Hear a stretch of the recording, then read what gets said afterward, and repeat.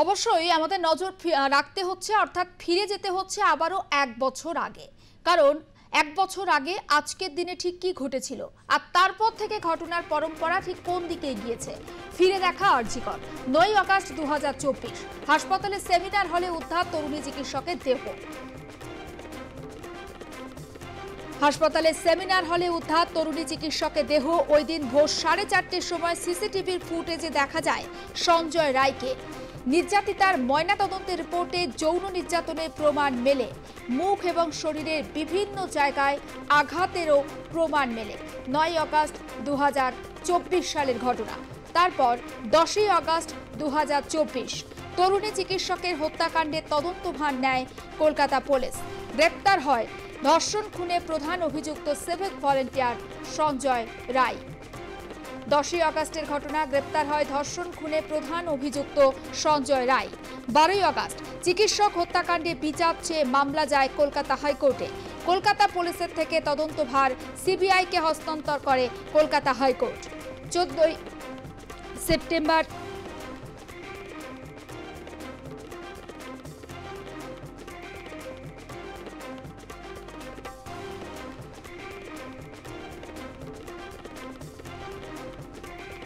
এবং সেই ফিরে দেখা আরজিকরের বিভিন্ন ঘটনা, অর্থাৎ ঠিক কি ঘটনা পরম্পরা ঘটেছিল সেটা যেমন তুলে ধরছি, পাশাপাশি আরও একবার শ্যামবাজারের দিকে আমরা নজর রাখবো। কারণ ইতিমধ্যেই মিছিল অনেকটাই চলে এসেছে এবং হয়তো শ্যামবাজার থেকে আর খুব একটা দূরে নেই মিছিল। কারণ একটু আগে যখন আমাদের প্রতিনিধি সায়ন্তিকা বন্দ্যোপাধ্যায়ের সঙ্গে কথা বলছিলাম, মিছিল ছিল ঠনঠনিয়াতে, অর্থাৎ শ্যামবাজার একেবারে কাছেই পৌঁছে গেছে। এই মুহূর্তে রাত বাড়ার সঙ্গে সঙ্গে শ্যামবাজারের ঠিক কতটা পরিবর্তন লক্ষ্য করা যাচ্ছে। বিশ্বজিৎ পাল রয়েছে সরাসরি। বিশ্বজিৎ,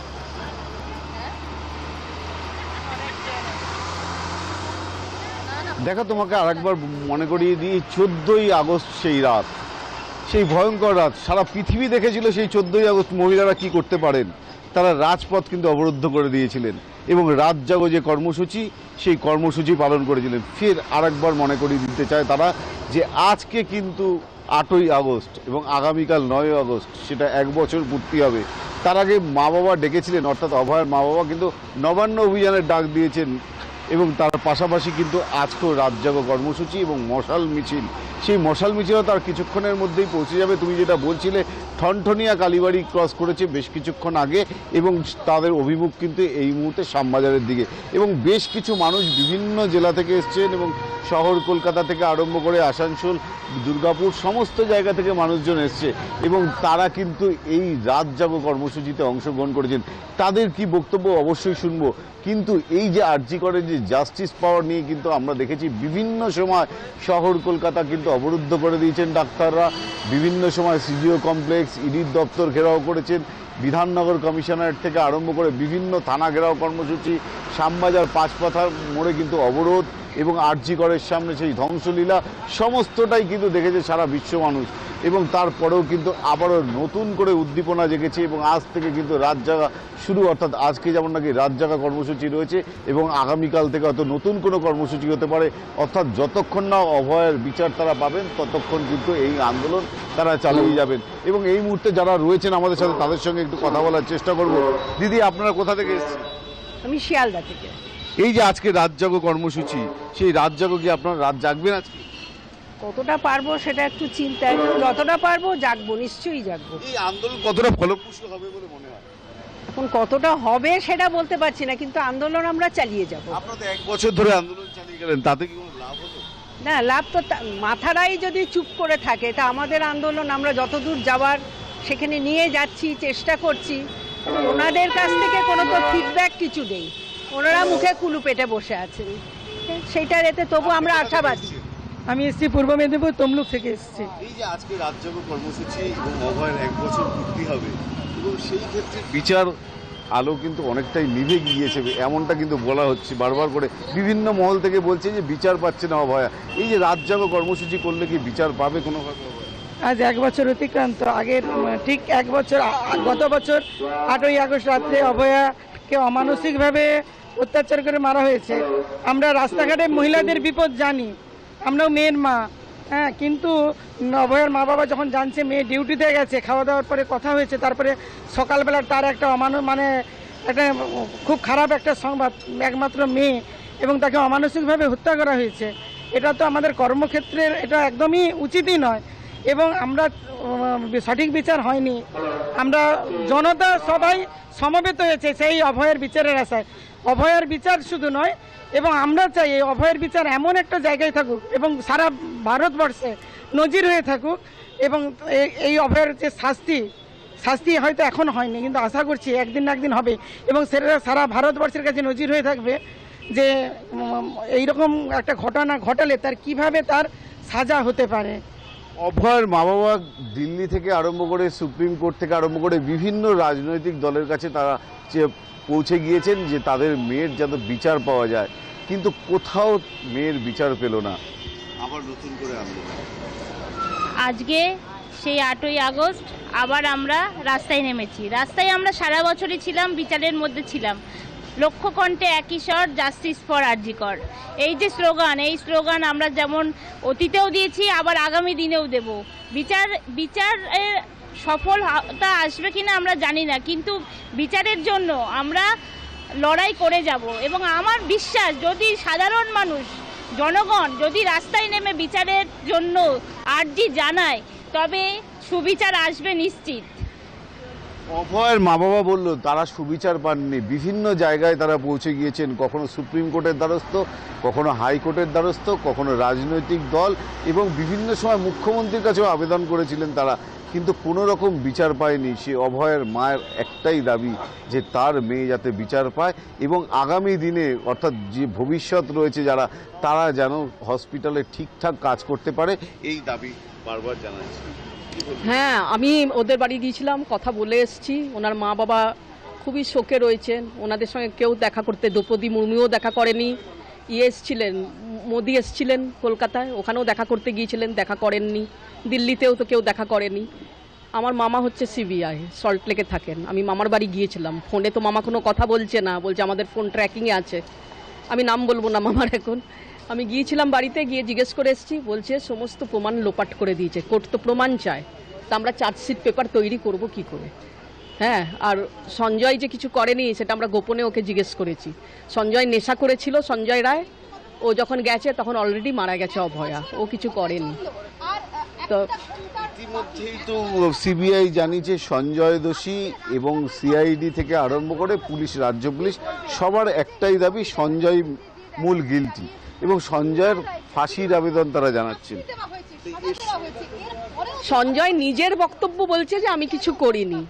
এখন মানে মমতার তৃণমূলের সবাই বলছে সঞ্জয় একাই করেছে। একার পক্ষে সঞ্জয়ের এটা করা সম্ভব না, ওকে বলির পাঠা বানানো হচ্ছে। আপনি যেটা বললেন সিবিআই আপনার পরিচিত রয়েছে, হ্যাঁ নিজের পরিচিত রয়েছে, তারা বলছে যে সঞ্জয় দোষী নয়।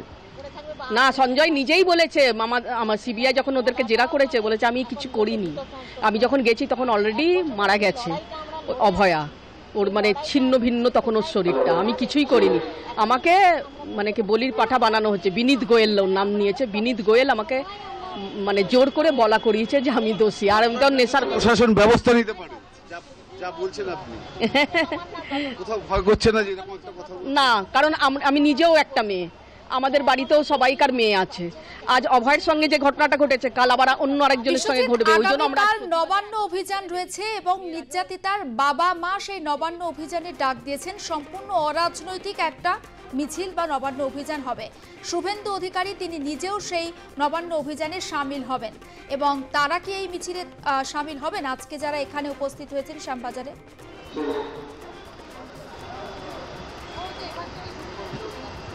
দেখো, মিছিল কিন্তু একাধিক জায়গা থেকে যাবে এবং কেউ কেউ মিছিল করে কিন্তু কালীঘাটের উদ্দেশ্যে রওনা দেবেন, কেউ কেউ বা নবান্নের উদ্দেশ্যে রওনা দেবেন, এমনটাই কিন্তু বারবার করে দাবি করছে। আমরা তাদের কাছে অবশ্যই জানার চেষ্টা করব আগামীকাল অভয়ের মা বাবা যে মিছিলের ডাক দিয়েছেন তাতে কি আপনারা অংশগ্রহণ করবেন?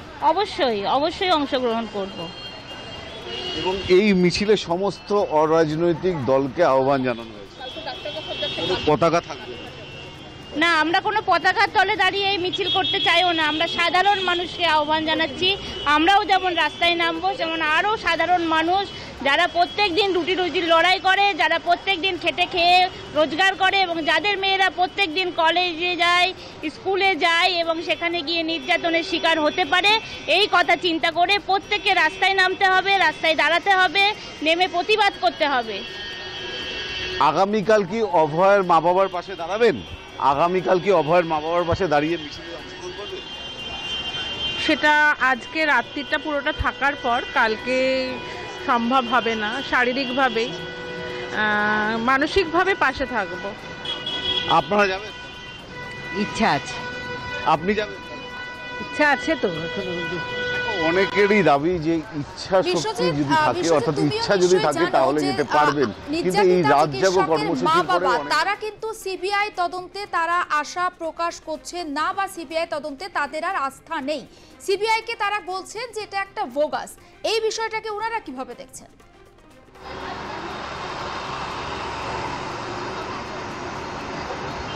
অবশ্যই তাদের কাছে জানার চেষ্টা করবো। আমরা গত পরশুদিন যখন নাকি অভয়ের মা বাবা অর্থাৎ দিল্লির উদ্দেশ্যে রওনা দিয়েছিলেন এবং সেই সময় বেশ কিছু ক্ষেত্রে আমরা দেখেছিলাম তারা দাবি করেছিলেন স্বরাষ্ট্রমন্ত্রীর সঙ্গে কথা বলবেন, তাদের আইনজীবীর সাথে কথা বলবেন এবং সমস্ত কিছুতেই কিন্তু তারা যেটা এই মুহূর্তে দাবি করছেন, কাউকে তারা পাশে পাচ্ছেন না, অর্থাৎ শুধু আইনজীবী ছাড়া কেউ নেই, কিন্তু সাধারণ মানুষ তাদের পাশে আছে। কিন্তু সাধারণ মানুষ পাশে থাকলে এই আইনের ক্ষেত্রে অর্থাৎ অভয়ের ঘটনাকে কেন্দ্র করে তারা জাস্টিস পাবে কিনা সেটা নিয়েও কিন্তু তারা কোনো রকম এই মুহূর্তে আশা দেখছেন না। কিন্তু তারা একটাই দাবি যে সাধারণ মানুষ যদি পাশে থাকে তাহলে তারা জাস্টিস পাবেন। এবং তার পাশাপাশি অবশ্যই আমরা জিজ্ঞাসা করব সিবিআইকে ভোগাস বলছেন অভয়ের মা বাবা। সিবিআইকে ভোগাস বলছে?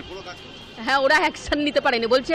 আমি কথা বলেছি তো মামা বলেছেন যে এক সপ্তাহ বাদে আমাদেরকে খবর দিয়েছে, তার আগেই তো দেওয়াল ভেঙে ডেড বডি জ্বালিয়ে সব কিছু করে দিয়েছে।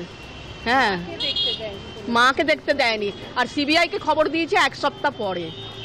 সিবিআইকে ভোগাস বলছে? অ্যাকচুয়ালি সিবিআই তদন্ত করার অনেক আগেই তো অভয়ের সব প্রমাণ লোপাট হয়েছে, আমরা যেটা মিডিয়াতে যেটা দেখেছি। হ্যাঁ, এবং পুরো ঘটনাটা এমনভাবে ঘটেছে সবাই বুঝতে পারছে যে ব্যাপারটা পুরো মানে কীরকমভাবে ঘটতে চলেছে আর কি। এবং সিবিআই হয়তো ঠিকমতো তার রিপোর্ট দিতে পারেনি, প্রমাণ নেই ওনাদের কাছে, ওনারা এখনও চালিয়ে যাচ্ছেন। এই ব্যাপারে আমি কিছু বলবো না। আমরা আরও কয়েকজনের সাথে একটু কথা বলবো। ও দিদি, একটু যদি কথা বলা যায় আপনার সাথে। আজকে রাত জাগো কর্মসূচি, সেই রাত জাগো কর্মসূচি অংশগ্রহণ করেছে, কোথা থেকে এসেছে? আমি এসেছি নাকতলা রামগড়ের ওই অঞ্চল থেকে। আজকে রাত জাগবে? হ্যাঁ, রাত তো অবশ্যই আজকে জাগবো। আগামীকাল অভয়ের মা বাবা র্যালি করে যেতে বলেছে সবাইকে, অর্থাৎ আমন্ত্রণ জানিয়েছে। হ্যাঁ, যাবেন, অনেকেই যাবেন, যাদের সম্ভব। অ্যাকচুয়ালি আমি তো এখানে আজকে রাত জাগবো, তো ওই জন্য হয়তো সম্ভব হবে না, কিন্তু মানসিক দিক থেকে আমার সম্পূর্ণ সমর্থন। অভয়ের মা বাবা বলছে কোথাও গিয়ে বিচার পেল। সত্যি এটা তো দুঃখজনক ঘটনা। 1 বছর হয়ে গেল। ইভেন আমি আজকেও যখন আরজিকর হাসপাতালে ঢুকলাম, দুজন পেশেন্টের সাথে আমার কথা হলো, যারা আমার এই ব্যান্ড দেখে চিনে আমাকে বললো আপনি এই আন্দোলনে এসেছেন, আমরা চিনি। আমি ওই ম্যাডামের কাছে অনেক দিন এসেছি, আমাকে ওষুধ দিয়েছে, আমাকে অনেক রকম সাহায্য করেছে। খুব ভালো একজন মানুষ ছিলেন উনি। ওনার চলে যাওয়াতে আমাদের খুবই খুবই কষ্ট হয়েছে। মানে সাধারণ মানুষ তাকে এতটা ভালোবাসতো যে স্বতঃস্ফূর্তভাবে এসে বলছে, মানে ভালো মানুষ ছিল, তা সে সব কিছু সহ্য করতো না বলেই হয়তো তার উপর এই আক্রমণ। সিবিআইকে ভোগাস বলছে অভয়ের মা বাবা। বলার তো যুক্তি আছে, কারণ সিবিআই তো ঠিকঠাক তদন্ত করছে না, জিজ্ঞাসাবাদ করছে না। হ্যাঁ, সিবিআই জিজ্ঞাসাবাদ করছেন না। যত মানে যারা এর সঙ্গে যুক্ত বা সূত্র আছে, কোনো রকমভাবে সন্দেহজনক ব্যাপার আছে, তাদের সবার সাথে তো জিজ্ঞাসাবাদ চলছে না। জিজ্ঞাসাবাদ করবে তবেই তো সূত্রটা বেরোবে। ইভেন অভয়ের মা বাবা যখন বলে দিচ্ছেন যে তার মেয়ের মারা যাওয়ার আগে দাবি করছে যে তারা সঞ্জয় রায়ের শুধু পেয়েছেন, ওখানে তথ্য পেয়েছেন, এবং সিবিআই সিআইডি সবাই এক বাক্যে বলতে চাইছে সঞ্জয় রায় শুধু দোষী। প্রশাসন যদি চায় অপরাধীদের ঢেকে একজন কাউকে দোষী বানাবে, তখন বাদবাকি সবাইকে একমত করা খুব একটা কঠিন কাজ না আমার মনে হয়, আর সেটাই হয়েছে। তো সবাই নিজের ব্যক্তিত্ব, ব্যক্তি সততা ভুলে গিয়ে যে এই কাজটি করছে, এটা সত্যি দুঃখজনক। আমাদের এই সমাজটা চলার পক্ষে সত্যি দুঃখজনক। তাহলে আর মানে অপরাধীরা কোনো দিনও ভয় পাবে না, যে কারণেই এই ল কলেজের অপরাধ ঘটানোর সাহস পেয়েছে। 2026-এর নির্বাচন, তার আগে কি আবার নতুন করে অভয়াকাণ্ড আরো দানাবাদ? শুধু অভয়াকাণ্ড কেন বলছেন? দিকে দিকে সর্বত্র, কোথায় শান্তি? সর্বত্র। ল কলেজে কে ধর্ষণ করলো? পুরো যে ধর্ষিত হলো, যে ধর্ষণ করলো, তারা দুজনেই একই দলের লোক, প্রশাসনের লোক। তামান্না সে জিতেছে, খুব ভালো কথা, জিতেছে। বিজয় উল্লাস থেকে একটি ছোট্ট মেয়েকে সিপিএম সমর্থক বলে মেরে দিল। তো এগুলো মানুষ তো মেনে নেবে না। এভাবে তো জোর জবরদস্তি তো কোনো কিছু ছিনিয়ে নেওয়া যায় না। কতদিন জোর জবরদস্তি ছিনিয়ে নেবেন? মানুষ তো জেগে উঠবেই। মানুষ তো তাদের পাওনা, তাদের নিরাপত্তা, তাদের সব কিছু, এমনকি এই যে মানুষ থেকে অনেকভাবে বঞ্চিত করে আসছে, সব দিক থেকে মানুষকে। শিক্ষা, এই যে ক্ষিপ্রতাটা কি একটু বাড়বে?